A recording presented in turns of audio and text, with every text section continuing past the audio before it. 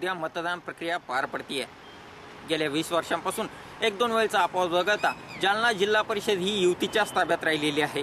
त्यामुळे ही जिल्हा परिषद आपल्या ताब्यात घेण्यासाठी काँग्रेस आणि राष्ट्रवादी काँग्रेसने एकत्र येऊन आघाडीच्या माध्यमातून या निवडणुकीला ते सामोरे जात आहेत। तर शिवसेना आणि भारतीय जनता पार्टी स्वबळावर ही निवडणूक लढत आहेत। यावेळेला जालना जिल्ह्यामध्ये घराणेशाहीला देखील मोठ्या प्रमाणात ऊत आलेला आहे। यावेळी जालना जिल्हा परिषदेसाठी राज्याचे भाजपचे प्रदेशाध्यक्ष रावसाहेब दानवे यांच्या कन्या आशा पांडे दानवे देखील निवडणुकीला सामोरे जात आहेत। भोकरदन तालुक्यातील सोयगाव देवी गटातून आशा पांडे हे आपलं नशीब आजमावत आहेत। त्यांच्यासमोर शिवसेनेकडून बाली तळेकर यांनी आव्हान उभं केलेलं आहे।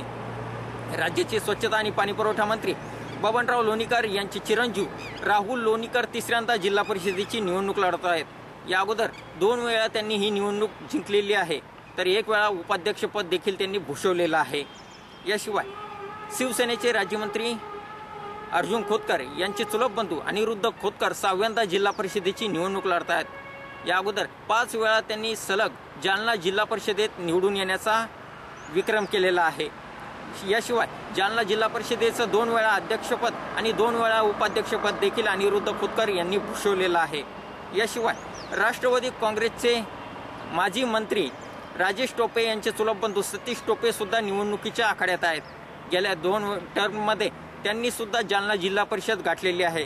त्यामुळे यावेळी तिसऱ्यांदा ते जिल्हा परिषद निवडणुकीला सामोरे जात आहेत। घराणेशाहीला लोक किती प्रतिसाद देतात हे निकालानंतर स्पष्ट होईलच। मात्र या निवडणुकीमध्ये शिवसेना आणि भाजप स्वबळावर लढत असल्याने आणि काँग्रेस आणि राष्ट्रवादी काँग्रेसने आघाडी केल्याने भाजपचे प्रदेशाध्यक्ष रावसाहेब दानवे, राज्याचे स्वच्छता आणि पाणीपुरवठा मंत्री बबनराव लोणीकर, राष्ट्रवादीचे नेते राजेश टोपे आणि शिवसेनेचे राज्यमंत्री अर्जुन खोतकर यांची प्रतिष्ठा देखील पणाला लागली आहे।